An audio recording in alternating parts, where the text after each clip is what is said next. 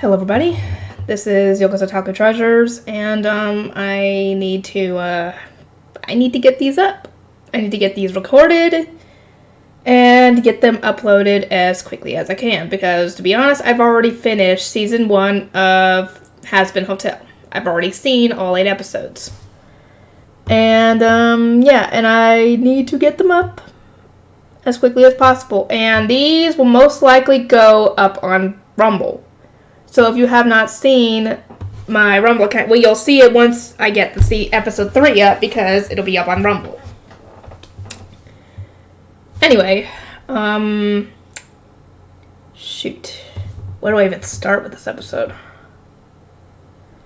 Well, we find out that Alistair is kind of a cannibal because he's got, the deer features.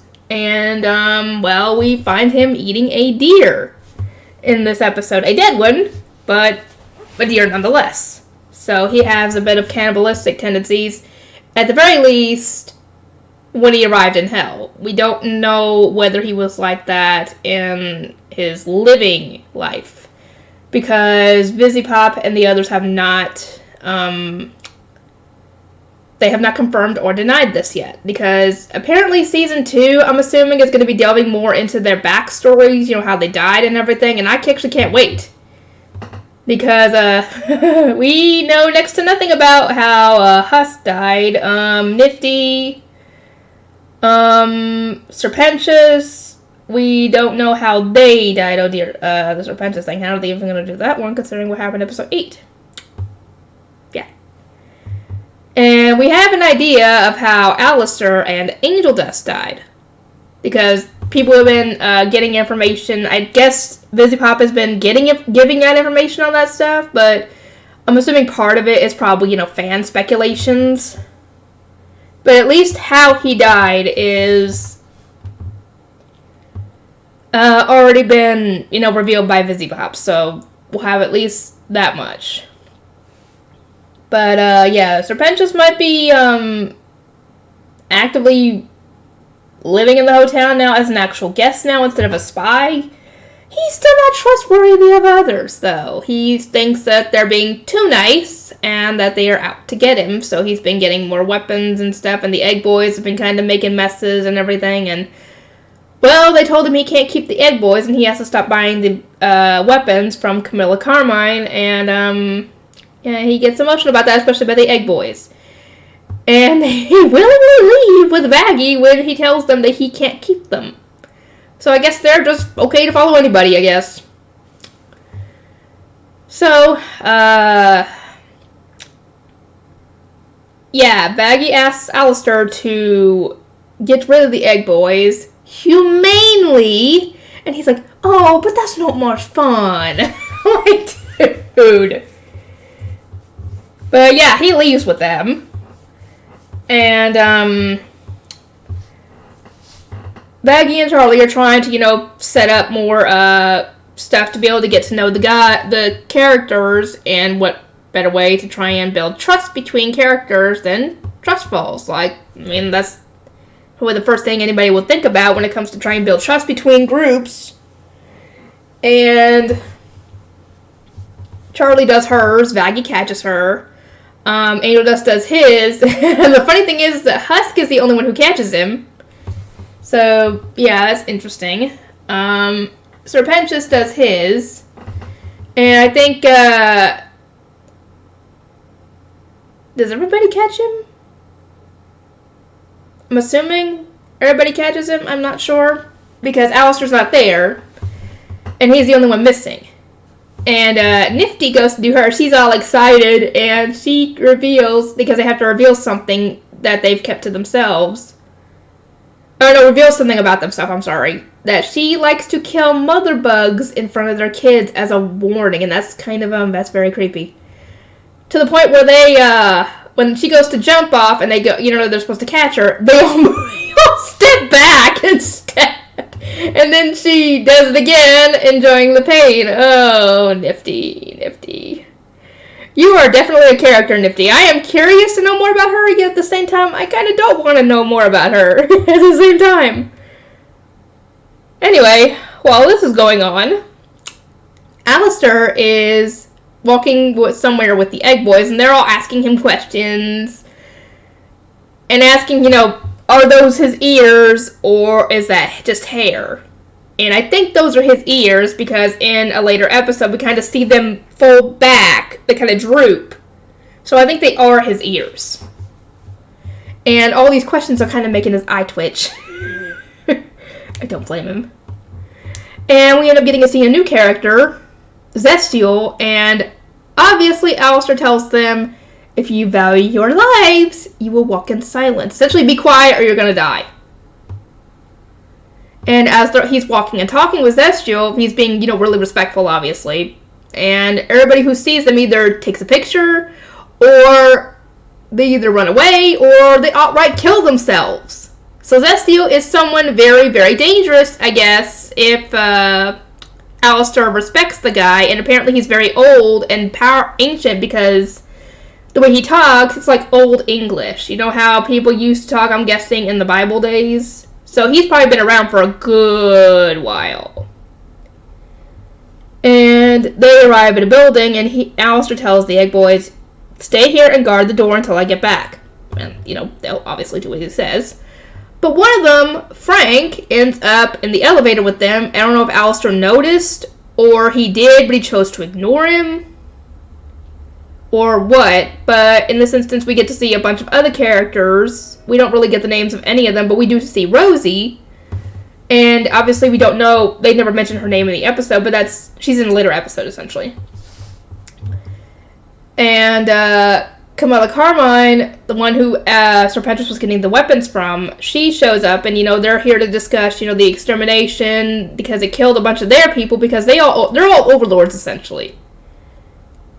And she actually remarks that Alistair is here because he hasn't been there for 7 years. And he's like, oh, you guys are probably all interested to know where I've been. And she's like, nope, not really. And that kind of bugs him. You can kind of tell that it does. Because you might still be smiling, but you can kind of tell that he kind of gritted his teeth a little bit. You can kind of see in his eyes, when he's more expressive. Like, you could kind of tell how he's feeling through the way his eyes are, because you can hide it. You can keep a smile up no matter what, but the eyes tell you everything. You can't keep emotions hidden in your eyes, essentially. And before the meeting starts, Velvet shows up on her phone, very rude, I might add, and essentially tells them that, yeah, the others aren't coming, but I will be here. And the first thing she does upon them starting the meeting is she brings out an angel head and tosses it on the table in front of everybody, and says they found it during the extermination. So I'm guessing they found it before Adam and them found the body in episode 1. So during the extermination, somebody killed it, and Velvet found it, grabbed it, and then later Adam and them came back and found the body. So I'm surprised they didn't wonder, wait, where's the head of the angel if we found the rest of it? Where's the head? Because all we saw was a headless angel. Well, then again, there are cannibals in this place, so it makes sense. Well, then again, that wouldn't really make sense anyway, because if it was a cannibal who took it, why didn't they take the whole body? Anyway. Essentially, Velvet's talking about how, the angels can be killed now. We've already developed a battle plan to be able to go up against heaven in the next extermination, blah, blah, blah, blah, blah. And she starts talking trash to Zestial because he's not wanting to risk, doing this without, more information, because we don't know how the angel died. We just know that the head's gone, because we don't know if Velvet took the head off the body, or if it had died a different way and she did that, or if it was already missing its head and she took that. We don't know how it died. So yeah, the lack of intelligence is not a good thing, because information in any kind of battle is key. It's the biggest asset you can have besides having allies, because the more information you have, the better your chances are of surviving. And this starts the first song of the episode, Respectless, where Camilla and Velvet are going against each other, and she's telling, that the way they're acting is brash, they're acting way too cocky, and Velvet kind of brings up a good point that yes, we know we have new information that could really help us all out, but Camilla seemed to get a little angry seeing that head when it was brought out, so she's wondering, does Camilla know something? And she ends the meeting without even answering that question.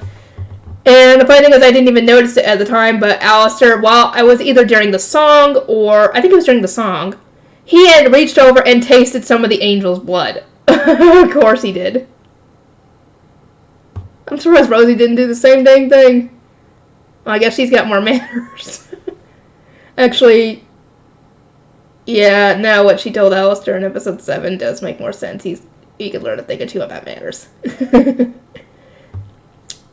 Anyway, the meeting ends, everybody leaves, and Alistair sends the little egg boy, Frank, to follow Camilla and Zestial with her daughters, because actually now that I think about it, I know that there's theories that Camilla is an angel, but I do wonder, is she originally a sinner, or is she a Hellborn? Because I know that there are Hellborns in Hell, obviously. Because, I mean, Charlie's a Hellborn, and I think the other Princes of Hell and the other rings are Hellborn too, and I'm assuming that there are others, in there, but,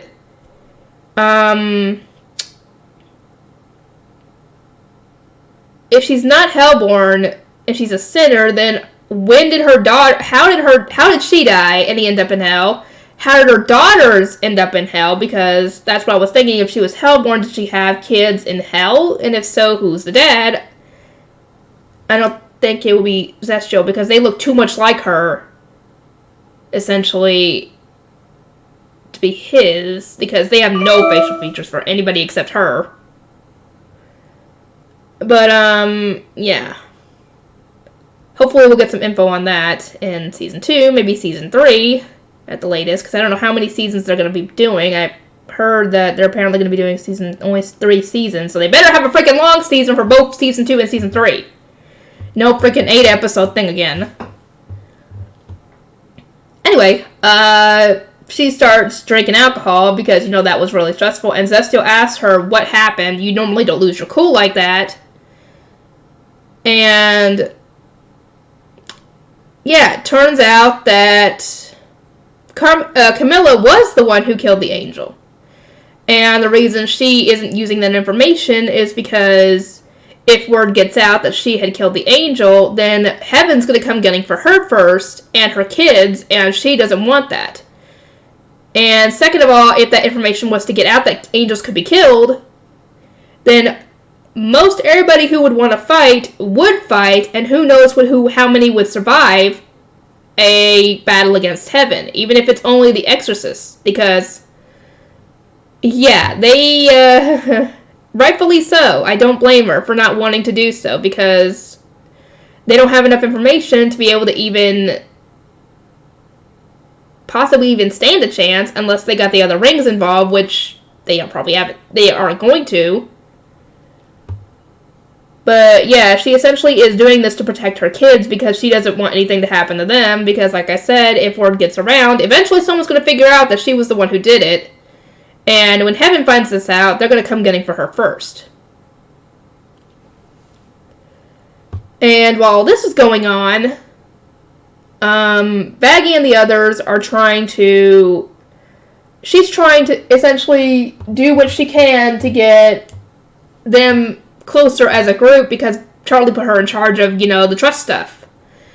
And the trust falls didn't work, really, so Angel produced an idea, and Baggy was desperate enough to try it, and it turns out BDSM. And I kind of understand his reasoning, because you're putting a lot of trust in someone, because BDSM, essentially, you could hurt someone when it comes to BDSM if you are not careful, so that does involve a lot of trust. I don't blame him for picking that. And the only one who really seems to be into it, besides possibly Angel is Husk because he was getting a massage, but then when he saw Nifty getting way too into it, he was like, nope, I'm out. Never mind. And, Vaggie decides to pick the only way that she knew to build trust between groups, essentially her comrades, is, well, open warfare! Turf wars!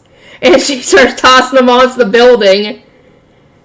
And before she could toss Nifty, who actually wants to be thrown, Charlie stops her and tells her that, yeah, this is going to take a lot more time than you're hoping for, essentially. And yes, she's right, because this whole idea of redemption and getting people into heaven is going to take a while, because they could have a whole heck of a lot of things that they have to redeem for, because who knows what got them into heaven and the hell in the first place. And it could be a lot of, mental issues that they need to work on first before they could tackle those issues, because that could have been part of the reason why they ended up in hell. And Vaggie gets upset and is trying to essentially be Charlie's shield through all this, because, she's a partner. But she should realize that, yeah, this isn't going to go as quickly as you want. Just keep working at it, essentially, and eventually it will produce results. Anyway, when the egg boy leaves and meets back up with Alistair, he tells Alistair that, yeah, that lady killed the angel. And Alistair's like, interesting, because this is valuable information. And he tells him, threateningly, I might add, to not mention this.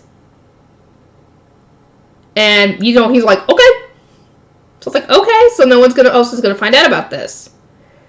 And anyway, he gets back, Vaggie gets back, and Charlie, tells her that, I'm sorry, I pushed you too hard. This is gonna take some time, but it kind of did work a little bit, and the others are bonding over the fight. And anyway, Alistair gets back with the Egg Boys and tells him that, yeah, they proved to be very useful. So Vaggie has a leap of faith and trust and gives them back to Serpentis, who welcomes them back happily. Because what he said is, when he was to do his trust fall, was, I cannot live without my Egg Boys. Do not catch me. And they caught him anyway.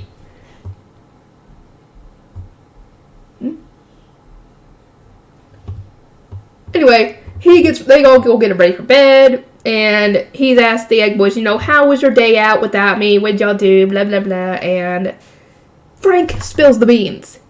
He tells him what he found out about Camilla and killing the angel, and he's like, I was like, oh shit, you just got told some valuable intel, dude, and he wasn't even supposed to talk about it. And Penchus was like, oh yeah, that's nice, maybe we'll see Martians tomorrow. And I'm like, do they? That's very odd. Yeah, and apparently they say crazy stuff all the time, and so he didn't even believe them when he said that, because it's something crazy, so it's just the norm for them, just saying crazy stuff that makes no sense. So he didn't believe it. Of course. Because, if you know someone who's like a pathological liar, and they say crazy stuff and then they say something like that, you're going to obviously not believe them. Anyway, yeah, I'll get this uploaded and I'll see you guys in the next one.